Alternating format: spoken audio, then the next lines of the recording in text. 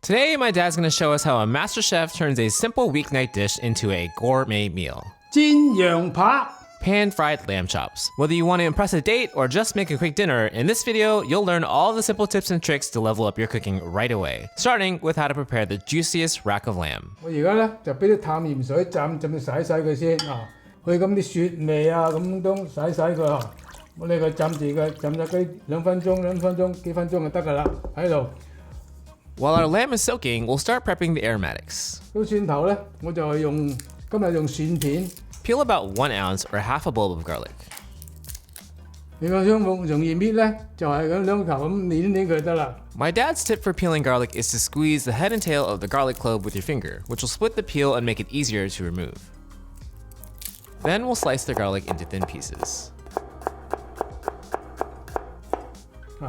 蒜片切好咗，少少洋葱就得㗎啦，唔使好多。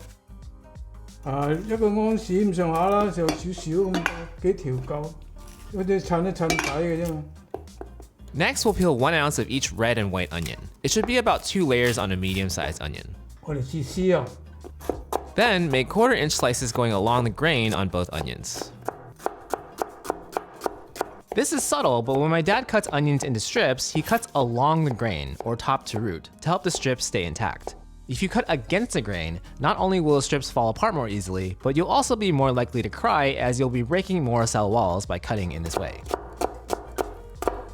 Lastly, we'll cut 2 ounces of bell pepper for sweetness and presentation. Slice the bell pepper roughly into quarter-inch strips. We have all of these ingredients listed on our blog at madewithlao.com, along with step-by-step instructions and video clips to guide you as you make the recipe at home. 做好呢啲後咧，我就嚟洗呢嚿羊扒先嚇，有鹽水浸一浸佢之後咧，洗佢，嗱，洗乾淨啦。洗之後咧，嗱就俾廚房紙抹乾佢，飲乾水佢。唔浸都要俾紙抹佢，抹乾咗佢。而家咧就一條條咁切開佢咯，喺度。 Then we'll slice in between the bones to create our lamb chops. 嗱，唔使斬咧，佢好軟嘅啫嘛，唔使斬啊嗱，呢度真係得樣得嘅啫嘛，佢唔係好硬嘅啫，嗱，係嘛，唔得啦，係嘛，一樣得啫嘛，係咪？ If you want to learn how to cut twice as fast and prevent injuries, we have a free 6-minute video lesson for you. Click the link in our description or scan the QR code to access it for free. 切好之後咧，用個刀背咁樣拍呢度，拍佢啊。 Next, using the back of your knife, tenderize both sides of the lamb. 就係咁簡單啦，嗱，反轉佢就拍佢，呢個刀背得啦。 When you're hunting for the perfect rack of lamb, keep these tips in mind. Aim for meat that's pink to red. Avoid anything that looks gray or off color. Ensure the meat isn't overly wet or moist. When eyeing the fat, a yellow hue may indicate that the lamb was grain-fed, while a white hue suggests that it's grass-fed. Though, you should keep in mind that grass-fed meat can be a tad gamier. Opt for grain-fed if you prefer a milder flavor. And if you're ever in doubt, your local butcher is your best friend. Don't hesitate to ask for their expert advice on the choicest cuts. Fun fact, rack of lamb is only cut from the upper ribs as they're more tender and milder in flavor because these muscles aren't used as much as the lower ribs. 咁拍完之後咧，做咩咧？首先俾黑胡椒粉先嚇。 咁拍落就得㗎啦，俾完黑胡椒粉，再俾啲白胡椒粉上去，咁撳一撳佢啦。咁俾完之後咧，有咗咩咧？啲蒜子鹽，呢度一個茶匙。好啦，咁反轉佢咯，嗱反轉佢。 Season the other side the same way with half a teaspoon of black pepper, half a teaspoon of white pepper, 1 teaspoon of garlic salt, and pat them in. 然之後咧，就俾啲油索翻佢嚇，索一索佢。 Next, we'll arrange our lamb onto a plate. 我今日咧就俾橄欖油，用啲橄欖油落去1個湯匙夠啦。反轉佢嚇。如果你有時間咧，就醃佢1個鐘頭或者2個鐘頭；如果冇時間咧，就可以10零分鐘就20分鐘就可以煎得㗎啦。 Curtis from the CANTO Cooking Club asks, how do you make sure it's not gamey tasting? 好容易啫，你俾啲胡椒粉，兩邊俾黑胡椒、白胡椒咁樣經過晒佢。你再煮嘅時候煎香啲蒜頭嘅，然後啲洋葱啊咁樣，OK，咁咪得啦。 Now we'll start preparing to fry. We'll heat our pan on high for 1 to 2 minutes. 開到最大，好啦，燒到而家隻鑊就已經係夠熱啦。我哋落少少油上去，半個湯匙夠啦。Add half a tablespoon of oil to the pan. 攞勻佢嚇，然之後咧3分中火，我哋先煎一煎呢個油肥啲油嗰度先嚇。 Next, start by frying the fat cap on each of the chops for 1 to 2 minutes. To make this easier, my dad stacks them side by side to hold them up. 好啦，而家咧擺平就得啦。 After rendering out the fat, flip each chop to one side. 擺開佢， Fry for about 1 to 2 minutes or until golden brown. 我將啲油捧去嗰邊。 When cooking lamb chops, you can treat it more like steak and decide how rare or well done you want the final result. If you're using an instant read thermometer, you can use these temperatures as a guideline. If you want to follow official guidelines, the USDA recommends cooking it to 145 degrees Fahrenheit, which definitely falls into the well done range. You should take the lamb chops off of the pan when the temperature is around 3 to 5 degrees Fahrenheit below your target temperature, since the lamb chops will continue increasing in temperature due to the residual heat from carryover cooking.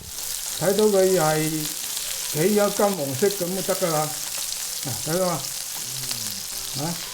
就得㗎啦。反轉佢，嚟。 After flipping, fry for another minute. 而家做咩咧？嗱，我哋有呢啲嗰啲熱牛喺度，俾少少落去。To finish lamb chops, add 1 tablespoon of butter. 咁佢自己會溶咗。嗱，好靚。 If you aren't aware, today's pan-fried lamb chops, or jin yang pa in Cantonese, is not a traditional Cantonese dish. In fact, lamb is not a common protein in Cantonese cuisine at all. It's more prominent in the cuisines of northern and western China, as seen in dishes like lamb dumplings and hand-pulled lamb noodles. Some of these dishes originate from Muslim communities who use lamb rather than the most common Chinese protein, pork, because pork is not considered halal or permissible to eat. My dad's recipe today is his version of a Western lamb chop recipe and caters to the Cantonese palate, featuring less spices and herbs to showcase the natural flavor of the lamb. 你夾俾佢，咁擺喺度咧，等佢啲汁咁慢慢嘅滲咗出嚟先啊。Does Cantonese cuisine prefer to highlight or reduce the distinct grassy lamb flavor? 啲人咧，我就中意佢有啲腥味、臊味。唔中意有啲，我中意有啲臊味先叫做羊肉。如果一啲唔臊冇臊味嘅，就唔係叫做羊肉啦。又係原汁原味我就中意啦。我唔中意俾咁多香料嚟整，蒜頭胡椒粉我就足夠啦。啊，而家做咩咧？俾啲蒜片落去。嗱，開翻慢火，開翻佢，做緊慢火。Next, we'll fry our garlic on low heat for 30 seconds. 再俾白洋葱上去。Afterwards, we'll add our white onions and half of our bell pepper and fry for 1 minute. 好啦，再俾埋落去，一個湯匙嘅蠔油，一個茶匙酒。Fry together for another 1 to 2 minutes and finish with garlic salt. 再俾少少鹽，鹽上去調一調味。半個茶匙夠啦。好啦，咁樣就炒熟晒啦。捧埋啲汁上去，俾佢落嚟，等佢索一索啲汁。Next, we'll combine our lamb chops with the onions in the pan for 30 seconds. 閂細火佢。To plate, start by laying down a bed of your fried onions and peppers, followed by your fresh red peppers, and then finally your lamb chops on top. 簡單嘅煎羊扒做好咗啦，希望大家中意。紅燈妹妹，落嚟食羊扒咯！ 哇！爺爺 It's not a weapon! YouTube thinks you'll like this recipe next. Let's see if they're right. A huge thank you to our walk stars and all of our chefs in the CANTO Cooking Club.